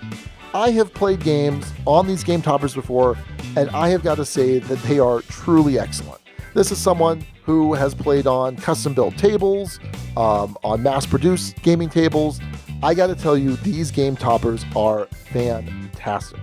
They feature the best of both worlds, featuring beautiful premium wood and finishes, as well as lightweight aluminum to make the setup, breakdown, and transportation a breeze. Plus, you can use thematic gaming mats to match your play experience. So, if you're looking for an affordable solution to your board gaming table needs, look no further than Game Toppers, and you can check them out at GameToppersLLC.com. Duchy lore tells of a game A game so despised by both Alex and Sean, yet so beloved by others that it is simultaneously award-nominated and also one of the only games to get a 1 from both of us. So when we heard there was a game that was a fresh version of that game, we were intrigued. We're talking Space Base from AEG. So Space Base, published by AEG, designed by John D. Clare, who is the designer of Mystic Vale, has art by Chris Walton. This is a tableau-building, dice-rolling game where you're trying to generate money, income, and eventually points, because the object of the game is to be the first player to score 40 points, which triggers endgame, and then have the most points after that. The way that this game is going to work is you're going to take turns rolling 2 regular d6, and the dice are going to circulate, and then on your turn, you might get things from your tableau. On other players' turns, you might get things from your tableau, but there's some slight distinctions that we'll make. Your tableau starts off with a row of 12 ships in 12 different sectors, and they're labeled from 1 to 12. At the bottom, you'll have a tracker for money, a tracker for basically income that you'll generate each turn. Really, it's the lowest amount of money you'll have, and then a tracker for your victory points. Now, each of these ships has a couple different things you need to take a look at. It has what sector it belongs in, and then it has what it produces. So for some of the lower end ships, they'll produce some amount of money, and then for some of the higher end ships, they'll produce income. What you'll do when you roll your dice is you will apply either each die individually or you'll apply them together. So you're either getting 2 benefits or 1 benefit. And looking at my board, let's say I roll a 2 and a 4. That's going to probably give me, I think, $2. 1 for the 2, 1 for the 4, just based on how things start off. Or the 6, I think, is going to be the same thing. So I'll take the 2 and the 4. And then what I'm able to do is I'm able to buy new cards from level 1, level 2, and level 3 cards, more expensive in each as you go up in levels. So let's say I buy a new card. It has a cost of, say, 4 gold or 4 money, whatever. 4 space bucks, Alex. Space bucks. I spend all of my space bucks. So whether I have the 4 I need or I have 5 or 6, I have to spend it all. And then I can move it back up to my lowest income level. I take this new card, and let's say it goes in Sector 4. I take my card, my ship that's previously in Sector 4, I remove it, replace it, and that old card, I flip it upside down, and I tuck it under my board. And now I have a type of income that I can get on other players' turns. And so the more I'm doing this, the more I am potentially able to get on the other players' turns. There are these colony cards that you can get that are worth one-time points, but they take up an entire sector for you. So that sector, at least on your turn, will never generate anything. And you're going to keep doing this, kind of building an engine until through purchasing these colonies or through generating points on some of your income cards, you have scored 40 points, and then at that point, hopefully have the most. That's the quick of it of how you play Space Base. So, like you alluded in the intro, Alex, this is very reminiscent of Machi Koro. At least in my mind, that's what I heard. That's certainly what I felt when playing this game. I will say this, it is a better Machi Koro. Oh, yeah. Is it better enough? We'll find out. We'll find out. Stay tuned. What did you think, Alex? I didn't hate it. I didn't hate it. Yes. I did not hate it either. I did not hate it either. So I don't think we'll have a repeat of a Machi Koro score in that it will be quite that low. I think this certainly improves on that kind of gameplay, and I think there's some clever, interesting things. I think there's some things that hold it back. I think it overstays its welcome in some ways, and some of the things in it are satisfying, and some of the things are tedious and maybe not well explained. And in any case, we'll get to that, because there are a few things that I wasn't such a huge fan of with this game, but enough of it that there's a decent playing experience to it. So let's talk it through. Sure. Yeah. So rule book. Well, you sounds like you have some thoughts on the rule book. It has some blatant misspellings in a number of sections. Did you notice that? I did not. No, I was taught this game. After my final play, I went back and quickly read the rule book just to make sure that everything I had been taught was correct, just for thoroughness of the review's sake, not because I had any distrust in the teaching, and just to kind of get a feel for how it was laid out. Yeah. This is kind of an inverse situation, because typically, Sean, you will have learned a game from the rule book, and I will have been taught the game by someone who had already read the rule book. I learned this one straight from the rule book. That's how I got into this one. I had some issues with it. One, there are a number of spots of misspellings which just look sloppy, and it happens. Things get through. Fun fact, for Monochromatic Wolf, one of our games is misspelled on the back of a box. Do you know that? Yeah. No. Like the game title, or just... Yes. Oh. Yeah. Anyway, stuff happens. It's okay. I'm gonna go look up all of Monochromatic Wolf's games right now. Yes, go look up all of our fine games. See if you can find it. You might have to purchase a whole bunch of games, but you'll get there. In any case, so I get that spelling issues can come up. These were pretty blatant and probably should have been caught. They weren't in like little small sections. They were in key rules. They'd have a couple of instances of misspellings. Beyond that, though, I think how they explain how abilities trigger and how cubes are spent, sort of that charge and activation and how those abilities chain together, I think needed to be much better explained than it was. It's not that it's a hard concept, but how they explain it in that rulebook, to me, is pretty confusing. So there were enough instances of... In my first play of this was a 2-player play. There were enough instances of that it was annoying. It was particularly annoying, specifically with that section of the rules and how they play out. Yeah, interesting. So let's talk about the components real quick. You have this nice trifold player board that has spots for all your sectors. It has your tracker. It has the little plastic, semi-translucent colored cubes for tracking the different things. You can bump them, but I didn't really run into that as a problem too much. The cards were interesting because they're very thin cards. They're like 2 inches by 4 or something like that. 1, 2, 3, 4. They're kind of like gumstick cards in a way. That's what it reminded me of. Yeah. They're a little bit thicker. So I think it was a good production as far as components were concerned. I don't know if you have any specific thoughts on the components. I think the components themselves work just fine. There was a little bit of a tricky time every now and then with tucking the cards, which is a key mechanic in the game when you're upgrading ships. There was a little bit of an issue with some of those getting slid under the board accidentally. And I will say this, in terms of the trackers, it has the Terraforming Mars problem, right? Where you have information that you need to track between rounds. For instance, how much income you're getting or how much money you might have.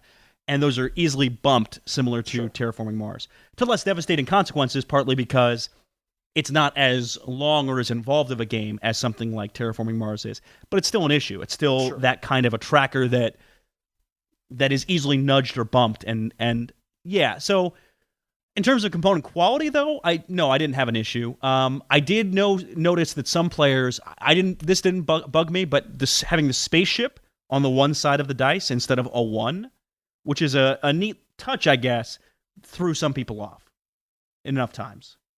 So that was a component choice that had a mixed reception at best, but isn't a big deal, ultimately. Isn't a big deal. The dice are at least of a high quality, so I don't think there's a big issue with that. Is that something you noticed, Sean? No, there's a philosophical divide whether your custom logo should be on the 1 or the 6. And I've given up in that fight. Yeah. I used to be a big proponent of it should always be on the 6, and now I'm just like, whatever. It is what it is.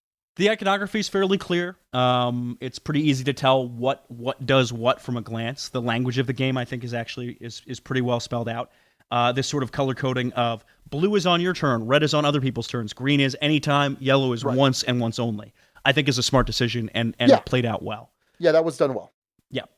The look of this on the table has it look way more complicated than it actually is. That was my initial first take approach of it. Was Okay. People got a little overwhelmed seeing it initially. Oh, really? And it's not an overwhelming game. No. Yeah, I just thought it was a table hog. I don't think anyone seemed overwhelmed by the presence of it, by the look of it. But Right. certainly it was like, wow, it's kind of a decent amount to set up and a decent amount to break down relative to the amount of time you're actually playing this game. Yeah, no doubt. But what did you think of the art itself? So like the ship art, and because really that's what it is. It's a bunch of ships on these cards. It's okay. It's okay. I wasn't particularly enthralled with it. It looks okay. A lot of the ships are basically just color swaps of other ships, which makes I guess some amount of sense. It's a fleet management game. These aren't necessarily supposed to be all personalized and unique. And from a production standpoint, I get that the more unique ones of those you have, the higher the costs are. So I get why they did it the way they did it. It didn't hook me that much. I didn't dig it so much. I don't know where you fell. So it reminded me of art by John Kovalik, the guy that does the Munchkin art, Munchkin Dark Tower. I don't think it's quite that cartoony, is it? The ships were. So if you look in the rule book, the people, I like how this particular artist does people. But the ships reminded me of something. They reminded me of the game Mag Blast. Did I ever make you play Mag Blast? You have not made me play Mag Blast. It is a game that I once owned that is a terrible, terrible take that game. Designed by the designer of Twilight Imperium, Christian Peterson. Interesting. It is not good. But anyway, yeah, no, I wasn't particularly crazy about this art. Wasn't bad. I'd rather see a little less cartoony style in my space games, I guess. But it's not terrible. Just wasn't crazy about it. Fair enough. All right, gameplay. Sean, I take it you probably played this at all of player counts. I played it at 2 and 3. Okay. Where does this game shine for you? This probably shines at 3. 5 players, I would absolutely refuse to play again. Absolutely. At 4 does it play player- 5? Oh, I thought it was just. No. Oh, I thought it was just up to 4. No, it plays 5. Oh boy, I would not want to do that. And it was terrible at 5. Yeah. I think it'd be a pretty hard pass at 4. 3 was pretty good. 3 was pretty snappy still. 2 created some weird dynamics, which I wasn't particularly crazy about. So I think 3 is probably the sweet spot. I would agree with you. I think that's the right count for this game, especially because there are some of these cards that just don't seem to really work at 2 players. Right. At least as intended. I don't know if you ran into this. Did the You Win card come into play at 2 players with you, Sean? No, actually, I never saw the You Win card in any of the games. I've seen the card, but no one ever purchased it. I saw it in 2 games, and it was how the game ended in both of those games. Both of the 2-player games ended the same way with that card. Really? That's Yes. pretty atypical, I would think. Maybe. I will say in my most recent play, my opponent Colin set it up so that he had that on the 12 spot, and then had the reward arrows pointing on 10 and 11 and up to 12, and then had a dice modifiers at like 1 or at like 2 and 6 and whatever else. So let's talk that through a little bit. Yeah. Because that's probably not clear how that works. Definitely isn't. So the You Win card, so there are certain cards that you're able to charge. Yeah. So when you roll it, you put a charge counter on it, and some of them require 1 charge, some of them require multiple charges. I don't recall how many charges the You Win card is. It depends on player count. Some of these are, I think, at 2 players it needs 4 cubes. Uh-huh. And I think at any other count it needs 5, but I could be a little mistaken there. So then once you fully charge it up, you just win the game. And then what you were talking about was a situation where he had placed a card on the 11 that basically says when you activate an 11, you may instead choose to activate the card 1 up from it. And you can do that on the 11, on the 10, on the 9, so that basically 9 plus, he's able to to charge it. So he had it on just the 10 and the 11, but he had another one activated in a similar way through charges that let him increase the reward that he got from the die by 1 or 2. Okay. I think he had one active that was just 1. So he was a little quote unquote limited in that. But any number rolled that was 9 through 12 on his turn, he could put a charge on that card. Huh. Yeah, so it's interesting because there's some pretty crazy stuff you can do with some of these different charge abilities, these different combos that you can play out. You can get really tricksy. You could do things where you charge up a card and then it lets you swap 2 cards from 2 different spots. And usually like an 11 or 12 is a lot more powerful of a card. And now you've moved it down to, I don't know, the 4, 7 or whatever. I did that specific thing. I took that you win card and moved it to a 7. But sometimes for all of that tricksy stuff, if you've got someone that's just doing this like brute force approach and they just have a bunch of victory point cards that generate victory points when they rolled on decent numbers, it's almost you're playing a different game at that point, right? I mean, this last 2-player game I played, Jest was doing some kind of tricksy stuff, and I just had a bunch of cards that gave me points, and I was rolling them, and I had points being given to me on his turns too, and I was just kind of running away with it. I just need to get to the point where I could buy a high enough value card to just put the game away, which was very unsatisfying. And when I want a game to reward these cool combos, but they didn't necessarily seem efficient enough. But with the right dice rolls and with the right luck and with the right everything, there could be a big payoff. But I don't know. Yeah. I think it opens up space for both of those, right? I think there can be games where brute force is the strategy and overrides tricksiness. And I think there's games where tricksiness can work just fine. I think it just depends. I think it depends on the setup, what cards come out at what time.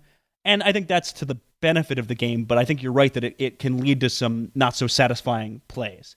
This game can certainly end in unsatisfying ways. A big key to it is knowing when to switch from getting the income necessary to buy cards to starting to get victory points. When do you flip that switch and pull that trigger?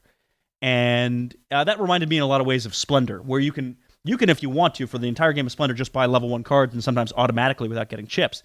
But at a certain point, you're not getting points. Right. And everything is Splendor, Sean. Yes. Cut. So I mean that's the truth with most engine builders, and I'm historically terrible at knowing when to switch from income to generating points. But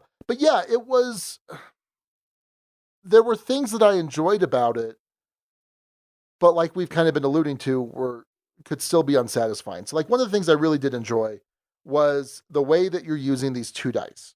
So in Machikoro, you have 1 die initially, and then when you build a particular type of building, you now get access to 2 die, and you choose whether or not you're rolling 1 die or 2 dice, if I remember correctly. That sounds right.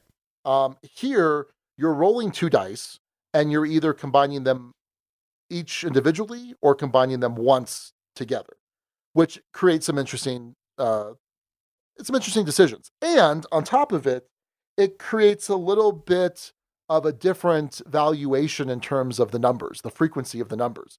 So typically, whenever you have 2 dice, your 7 is your most frequent number, and then 6 and 8 are your next most frequent, and then 5 and 9, etc. Here, because the dice can be applied individually, you're going to be rolling 1 through 6s a little bit more frequently. Additionally, because you can combine the dice to create more of those 2s, 3s, 4s, 5s, and 6s. So that the most frequent number is actually the 6, which is kind of weird how that works out. And I haven't really seen any game that does that. Maybe there's something out there, but I can't think of any off the top of my head. And so it creates a different valuation in terms of what you're trying to do. I think that there's a lot of value in making sure that your 1 through 6s are pretty well filled for your opponent's turns. In other words, you've purchased a lot of those 1 through 6s. But again, it depends. And also player count affects that too. I think that's more important in a higher player count because there's going to be more people rolling relative to your turns. Whereas in a 2-player game, it may not matter as much because you're getting an equal number of turns, basically. Or Yes. equal frequency, right? Right. I get 1 turn, my opponent gets 1 turn. Whereas in a 5-player game, I get 1 turn, and then there are 4 off turns. So I liked that about the game. I liked the way that you could choose to apply these dice. Frequently, there would be a clearly best decision, but then sometimes it's like, oh, well, I could get some money here, or I can get 1 or 2 points, or I could do some crazy thing with a charge counter. Yeah, it was good. I liked that aspect of the game. Yeah. I could see that. Now, my big question with this one, Sean, is game length. Does this thing overstay its welcome? It certainly can. At 5 players it can. Yeah. I mean, oh man, it was brutal. At 3 players, okay. So when we say overstays its welcome, in my mind, it doesn't necessarily mean the length of the game, but it's the point at which the game's kind of been decided. And I feel like that is pretty. I feel like that happens a lot, especially in like a 2-player game. So, for the most part, someone can get so far ahead in points that it's just a matter of time until they're able to buy the card they need, the colony they need to just put them over the top. And not to say that it can't be a close game and it can't be neck and neck, but more often than not, from what I've seen, that was the case. And you're just like, man, there's no way in the next couple turns I'm going to catch up to this person. And whether it's a question of I need to watch what other players are doing, and if someone is brute forcing it, well, then maybe I need to respond in kind. But maybe you don't have the option to do that. The cards aren't there for you to pick up. They're just going to give you points as you roll these frequent numbers. So yeah, but going back to the overstaying its welcome, I think it comes down to the point when even in this 25-minute game or 40-minute game, depending on the player count, there's a point when the game is over and we're just kind of going through the motions at this point. Yeah, it overstays its welcome. Well, and at 2, I felt that pretty acutely, that it can start to feel a little almost tedious in a way.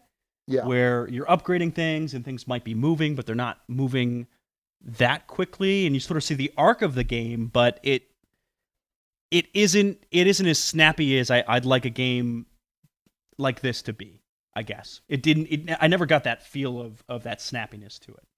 So yeah, for me, I thought that was a pretty fundamental problem that I felt, was there wasn't enough there to have it feel satisfying for what it is.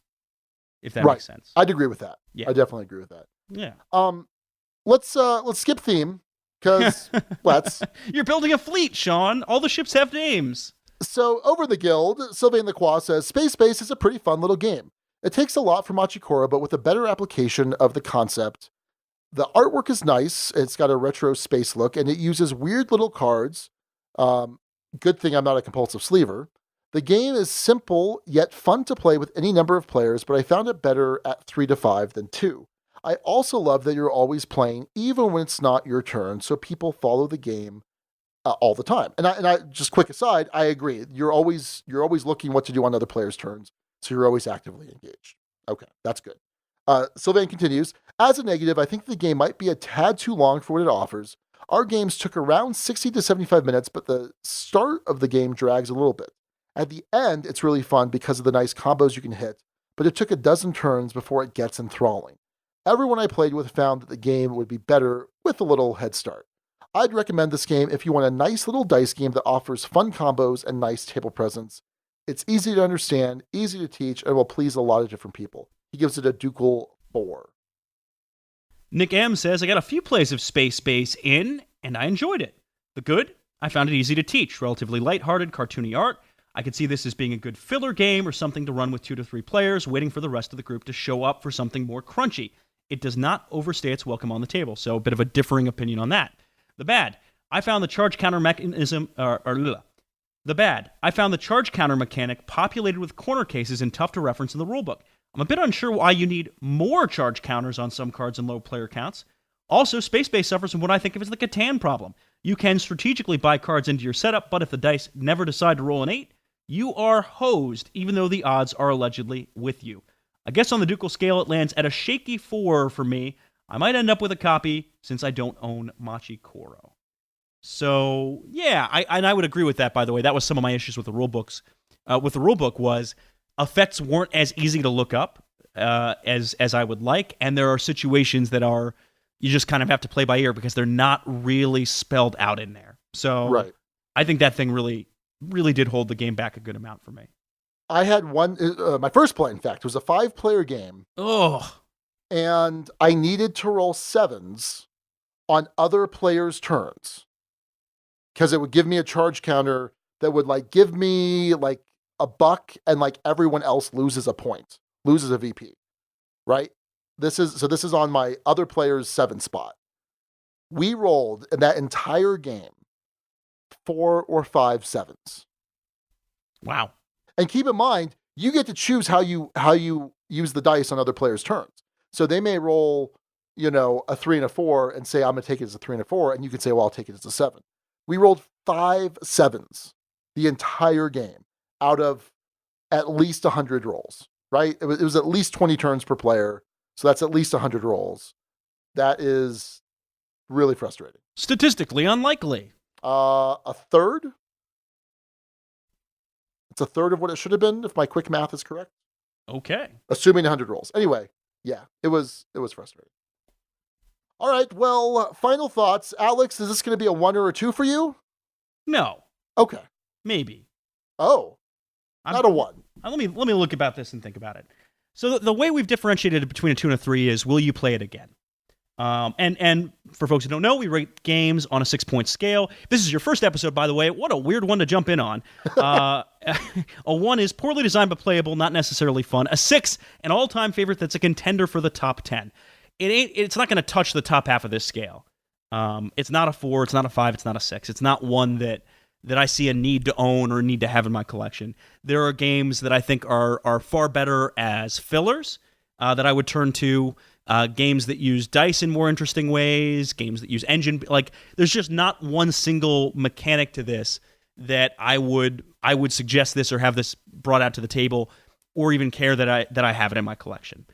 So let's talk about, I'm between a 2 and a 3 here, Sean. 2 is game has some merit but has significant issues. 3 is game is okay, not exciting, and the key to this, will play in the right situation. I think the game has some significant issues. To me, it overstays its welcome. The rulebook isn't well done and makes it hard to not only learn, but hard to reference as you're going through as cases come up. And yet, I could still envision myself playing this again at some point. I didn't dislike it so much that I'd say never again. And for that reason and that reason alone, it lands itself at a very low 3. Game is okay, certainly not exciting, will play in the right situation. I'm trying to think of what that situation would be. I think that situation is if it's already set up and there's a couple of folks at the table, and that's the option as opposed to, say, Spirit Island or Terra Mystica. It's not a very common situation, but it's a situation. And yeah, low 3, and wouldn't surprise me if on the double take it moves a little lower than that. So that's my score. What do you think, Sean? So it's certainly better than Machi Koro. Machi Koro certainly overstayed its welcome, much more so in my mind than this game. Whether or not, and we played with the first expansion, whether or not any of the subsequent expansions improved on that or improved on some of the other issues that we had with Machi Koro, it's not something I'm going to seek out and try. It had its chance and it lost me. It lost me, Machi Koro. So the other problem with Machi Koro in my mind was there was a lot of take that in the game. There was a lot of stealing money. So I'm making money, gotta wait for it to get to my turn so I could buy something. Oh wait, now someone stole money. And it was just very unsatisfying. It was just really annoying. This didn't really have that. There was a very slight amount of take that. And I mean, very infrequent. And it's depending on a certain number of cards, and there's not a lot of them.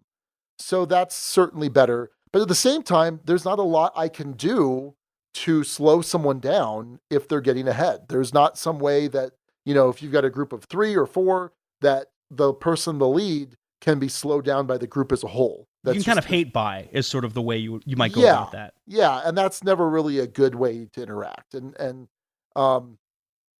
not every game needs interaction. I mean, games can be multiplayer solitaire if you want, but just realize that unless it's done in the right way, and if you do have a runaway leader, which was a pretty frequent thing, it can be unsatisfying. I think that was certainly the case here. So yeah, I'm looking, same thing. It's either 2 or 3. 2, game has some merit, but has significant issues. 3, game is okay, not exciting, will play in the right situation. And I think you and I are mind melded on this one. It is a low 3 for me. I would play it in that same situation you described, maybe a little bit reluctantly. I'm not going to jump right into that seat. I may take a look around first. Hey, is there anything else going? No? Okay, sure. I'll play this for 40 minutes and see what happens. I won't refuse to play it, but yeah, it's not a 2 in my mind. But yeah, we'll see on the double take. Yeah, we shall see. All right, that's our review of Space Base. Sean and Alex both on the same page with this one. We each give it a low 3. You are listening to the Dukes of Dice, proud members of the Dice Tower Network. For other great shows in the network, check out dicetowernetwork.com. Back to Alex and Sean for this week's Dukes Double Take. All right, next up is the Dukes Quadruple Take, and this week we are looking at 2 games, one from episode 142, Tracks of the Trade. That was when we talked about Railroad Revolution from What's Your Game. Sean, we were not mind-melded on this one so much. No. You gave this one a 4, said it was a solid game, plenty of times for me to feel clever with it, decent variability. I gave it a 3. There's nothing fundamentally wrong with the design of the game, I said at the time. I just didn't actually have fun with it. I thought it was, and it was on this spectrum that I've talked about from time to time. It was well designed, but not fun. So that's where I landed on this one. Sean, have you played this game since? I did. I played it once since. I should say that What's Your Game is probably one of my favorite publishers. They have a bunch of heavier games, heavier Euro games that I think are just fantastic. Madeira, Zangwo, Signore, Nippon. This is one of my favorite publishing companies. This and Capstone are really like just the sweet spot for Sean me as favorites. far as yeah, absolutely. This is Railroad Revolution is, and the score reflects it, probably my least favorite of all of the What's Your Game games that I've played. And that's not to say it's a bad game. I like it quite a bit. And there is an expansion coming out. Richie Turner is going to mention that here in the guild comments, and I'm very excited for that. It's good. It's good, not great relative to their other games, but it's still a very solid Euro. Very solid, medium to medium heavy. I'd probably call it so closer to medium. Well, yeah, you called it straight medium during the episode, and I was like, well, maybe for me, it's like medium shading a little heavier. Yeah. To give you some context, BGG gives this one a 3.19 on the weight rating out of 5. Oh, okay. So yeah, squarely medium. Yeah, a shade above medium. Well. So where does that leave you score-wise with this one? Oh, I have to do that? Yeah, typically. Okay. Yeah, no, I'm going to keep it at a 4. So 4, a good game, worth playing, just all the time, belongs in the Duchy. By comparison, most of the other What's Your Games are 5s or 6s. I think Signore, I gave a 6. Absolutely love Signore. Nippon is a high 5. Madeira is a high 5. Zangwo is a high 5. High 5! High 5!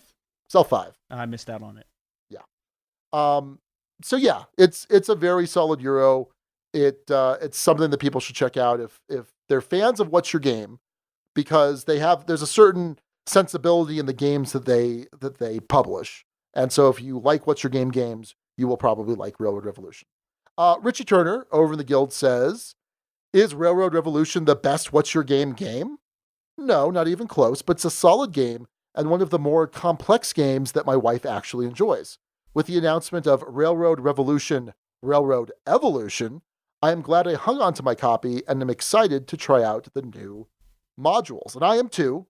So looking over on BGG, there is talk of these modules So from Nuno Bizarro Santiero, one of the designers, and he works for What's Your Game, he says there will be several modules that add an original scoring mechanic, a new map extension, Panama, interesting, licenses, bridges, grants, specialized workers, wagons, more players, solo mode, and then players can choose which modules to add to the game or go full What's Your Game crazy and add them all. I think that will, if you do that, that would probably really ratchet up that weight. He says, I can say that we are very happy with the format of the expansion so far and plan to release it this year. This was a comment from March 2018. So yeah, I will definitely be keeping an eye on that. Oh, hey, by the way, I have a double take on this one too. Ahem. Oh, Yeah. wait, were you back? Yes. Oh, we're done? We're done with No. you being gone? Yeah. The episode right before it was episode 141, which we recorded on the floor of Rory's, like one of Rory's condos. Oh. Why do you think I mentioned I gave it a 3 at the time? Oh, I don't know. Oh, I don't. Thought you were making stuff up. I didn't see that part. I just assumed we still had like. I read it. 6... I said it's not a matter of seeing it. I read it. Oh, well, I was looking up details on the expansion while you were reading. I haven't played it since, haven't thought about it since, forgot what it was like, had to look up the picture of the board to remember anything about this game. It's still a 3, I guess, but I would have a hard time thinking of the situation where I'd play it, but there's no reason to actually downgrade it. I remember it being a decently designed game that I just didn't enjoy. So, still a 3. To be fair, Alex, I was looking up stuff for the podcast while you were talking. I was not messaging a girlfriend or watching some sort of game. Just saying. Okay. Anyway. Weeding Han also had a comment on this one. He said, it's a decent route building game, but pales in comparison with the other What's Your Game titles that he has. Nippon Signore Zanguo. While I no longer own it, I'd still rate it a ducal 3. There you go. So that's Railroad Revolution. Next up, Around the World in 80 Days. This was from episode 143, Family Jewels. Jewels spelled Jules. Sean, you gave this one a 3, saying, it was solid, but not my weight of game and not something I'm super stoked about. I gave this one also a 3. I said game is okay, more in the 3.5 range. It was borderline. It just didn't quite creep up to a 4. It was so close, so very close, but it didn't quite make it. Sean, have you played this one since? No. I didn't think you would. And it's not that it's a bad game by any stretch. I think it's pretty good. I'm going to keep it at a 3. Game is okay, not exciting. We'll play in the right situation. It's not that I will refuse to play this game. It's just not something I'll think to play. But I can have enough fun with it that, yeah, it's fine. It's still a 3 for me. That's fair enough. For what it does for the player count, I think there's the possibility that this could fit into my collection. It just doesn't. I didn't like it enough to go out and want to pick it up. It's certainly the weight of game that I often find myself playing with folks, but it's just not quite there. It's certainly a solid design, and there's elements of fun to it. I like it better than, for instance, Railroad Revolution, even though they end up with the same score. I don't see any reason to certainly raise it or lower it. It's still in that high 3 range. It's a game that if I could see myself in more situations wanting to play again.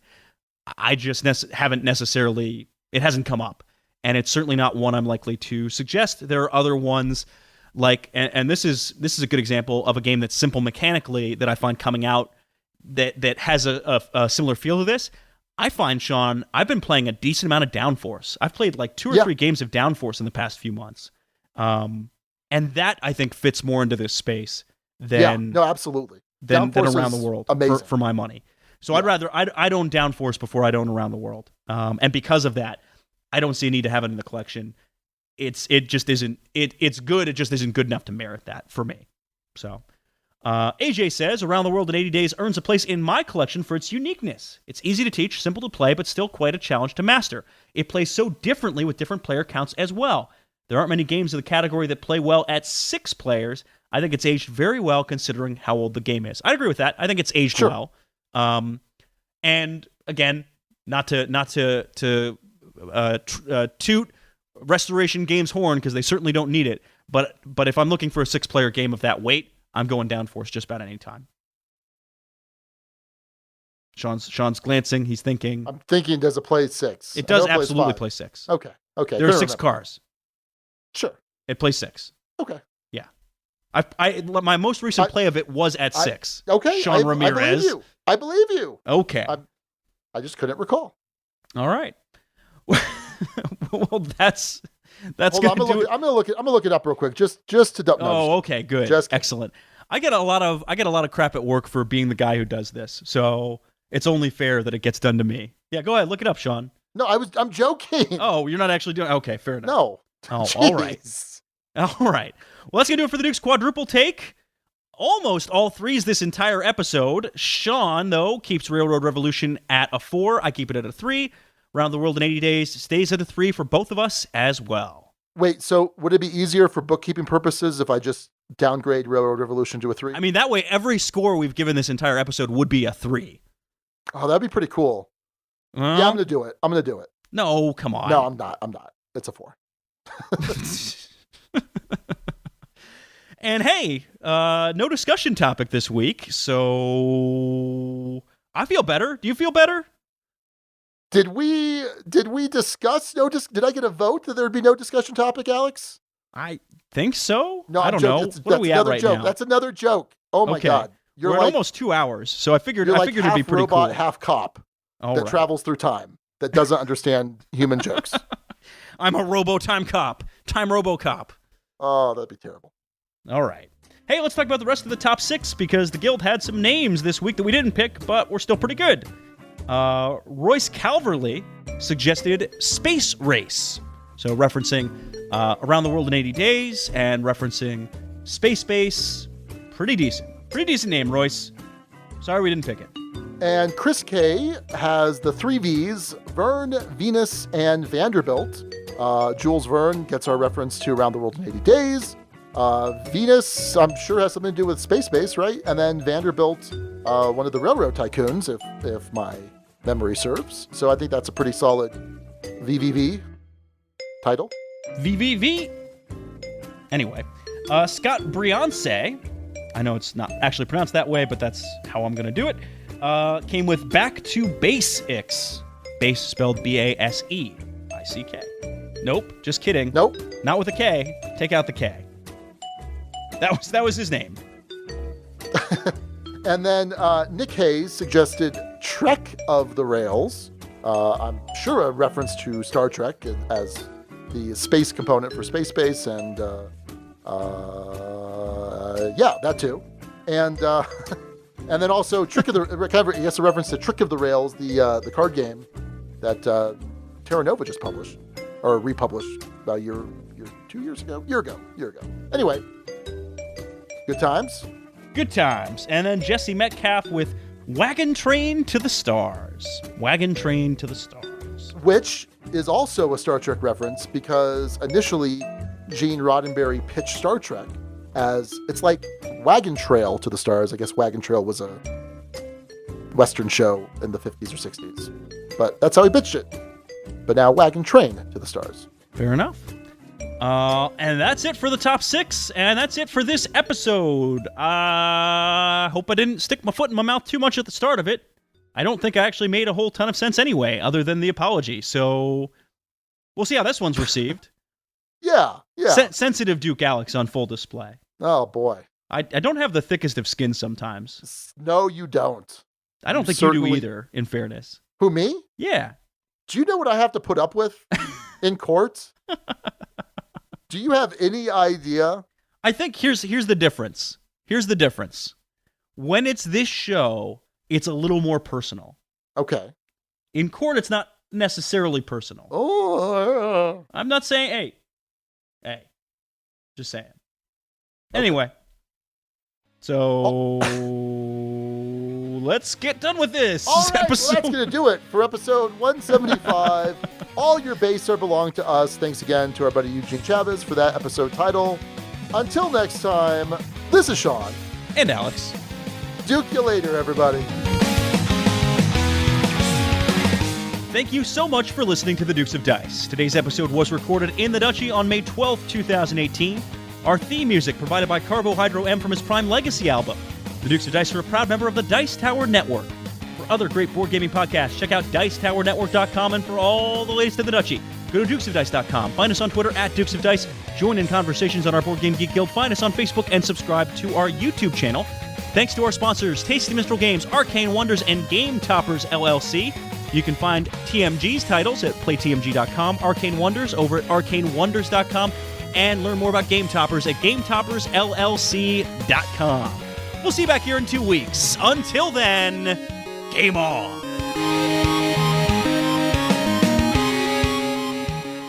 Coming to you from the Duchy in Duke City, Albuquerque, New Mexico, it's date night! It's the Dukes of Dice, a podcast about board, card, and occasionally role-playing games. Today, Sean adds me, Lindsay, as the new Duke. We're gonna review... Lindsay, what are you doing? Nothing? Are you sure it's nothing? Because it kind of sounds like you're doing an intro for the Dukes of Dice. No way. It would definitely, I was just practicing my date night intro. But, are you leaving me? Are you going to another podcast? I'm sorry. I've been thinking about this for a long time, Aaron. But I thought what we had was so good. Yes, you thought that. I thought the hundreds of listeners of It's Date Night would be so distraught if you leave. The tens of listeners will understand. But what about me and you and our love? I will miss Quentin. Aaron, I'm sorry, but he just offers me things you can't. Like boring, unnecessary games like Castles of Burgundy. Well, I'm still keeping the It's Date Night canned intro. That's okay. I know that Brendan will fill my shoes quite well.